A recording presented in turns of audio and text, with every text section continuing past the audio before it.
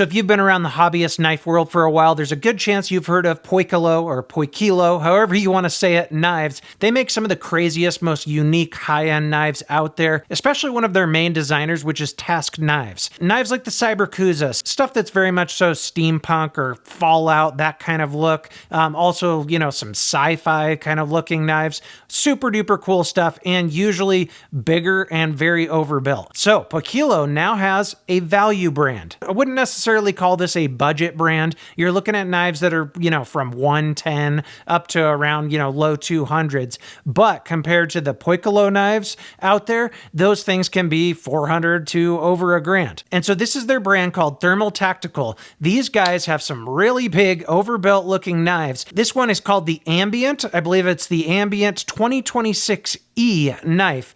Big boy, and they still have high-end materials. So you got M390 here, G10, but then you have some titanium accents. So titanium right there, titanium clip, titanium backspacer. And you can just tell by looking at this thing, even though it's one of the more reserved looking models, that it definitely came from Poikilo and Task Knives. I have a feeling this brand is probably going to get fairly big. This one right here is about $165. There's some other models I really want to get my hands on once they're available that look super duper cool. I've always wanted a Poikilo knife. And now we have something that's a little bit more budget oriented. And they even have reversible clips on these. I can kind of open it with my right hand. There we go. This one is a liner lock. They do have one with the task lock as well, which is definitely one I want to get. And then there's some button lock ones, and I'm sure they're going to keep filling out this line as well. You know, just a little bit different look to it, right? It's got that sort of Fallout, you know, sort of steampunk look, even though, like I said, this one's a little more reserved. Now, the blade on this one is about 3 3/4. I think they call it 3.7 inches. The cutting edge, more like 3.5 inches. Overall length, we're about 8.5, I would say, maybe just slightly under. So you can get an idea for size comparisons. There it is next to a paramilitary 2. So definitely bigger. It's a full-size knife for sure.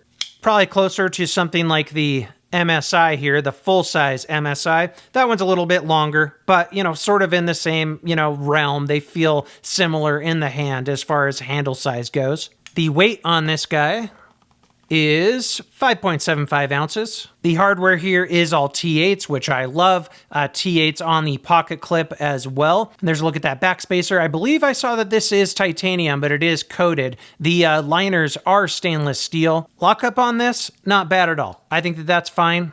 As far as lock bar access, I don't think it's too bad. You know, there's not much of a cutout right here, but you got a good amount of room right here because it's a fairly thick knife. And so I find it pretty easy to get to. That's with my left hand. With my right hand, I think it's fine as well. I can push that lock bar over, kind of open it up with my right hand. It's a heavier blade. Now there is jimping right along there, but you know, I find that unlocking it a little bit below that jimping is easier than trying to push the lock bar over right there.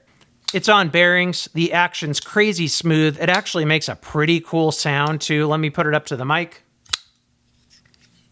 Not sure how well that comes across. Let's try one more time. Yeah, so, you know, like with the Cyberkuza, that thing makes some crazy noise. It's not as cool as that, but definitely kind of a unique ting to it. And I like the acoustics on this. It's a guillotine for sure. Just drop shut. So there's a detent ball like right there. Yeah, right there. And then you pass the detent ball and it's a drop shut. As far as detent on the close, feels pretty damn good. There's a look at your thumb studs, pretty large thumb studs. Then you got that opening hole. I can open it either way. I find myself using the hole a little bit more than the studs, but you can push those studs out like that, or do a reverse flick down here, or a thumb flick with the studs.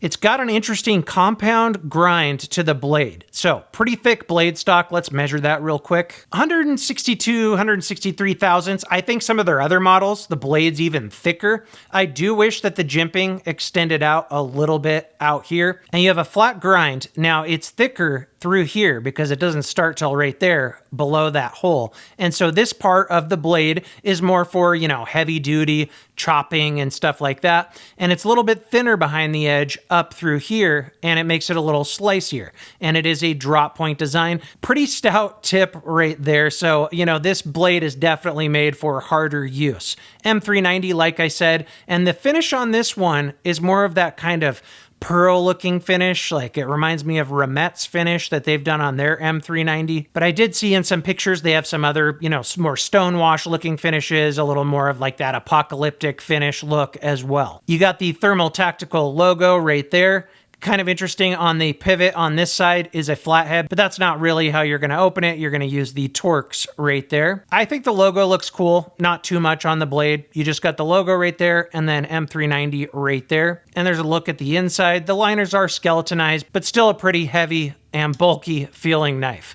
There's a closer look at your clip. It does say Thermal Tactical. It is titanium, definitely not a deep carry, and sort of similar to a Microtech clip. You got a lanyard hole right there. As far as ergos, I think it feels pretty good. So, you know, with the way the clip is, you would hold it in the right hand. If, you know, you're using this in your left pocket, you would swap the clip over. But it feels good. I don't think there's many hot spots here. You can feel the clip a little bit, but it's not really poking you. You don't have much of a guard right here, but you do have some jimping. So you have a good grip on it. You're locked in. I wear double XL gloves. This is how my hand would fit on it, more than enough room. Like I said, I just, you know, find myself wanting to put my thumb up there and wish that the jimping was extended a bit. So now, being a liner lock, obviously not the strongest lock in the world. You know, for most people, it's just fine though.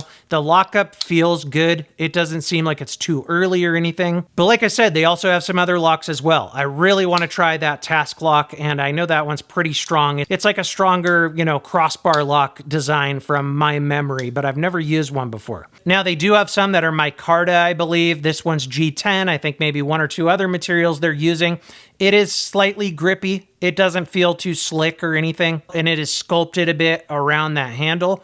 Overall, really well done. You know, it's on the bigger side as far as knives that I carry, but I really like the styling. Always liked Poikilo blades, and I've always wanted a Cyberkusa. Maybe someday I'll get one. But if you're kind of like me and you haven't been able to, you know, stomach those price ranges, this would definitely be a good option. And from what I heard, they're going to have more here in August with all their different models. But there are some online you can take a look at. So definitely hit the links in the description. You can see the pictures of the various ones. Like I said, there's some that I think are even cooler looking than this one. And I kind of have a feeling this brand's going to blow up a bit just because it's a little bit different than other knives out there in this price range, you know, that 110 up to 200 price range. And the people that like bigger, beefier knives are really going to love this. Like right now, you know, all the models, I think there's like 3.7 inches up to 4 inches, and then they have one that's like 2 inches, but they don't really have anything in that 3-inch, you know, EDC range. Maybe they will here soon. Oh, and one more thing too. Inside the box does come with this nice little knife pouch that's just unique looking and a little bit different compared to most knife pouches out there, which fits the brand. Definitely fits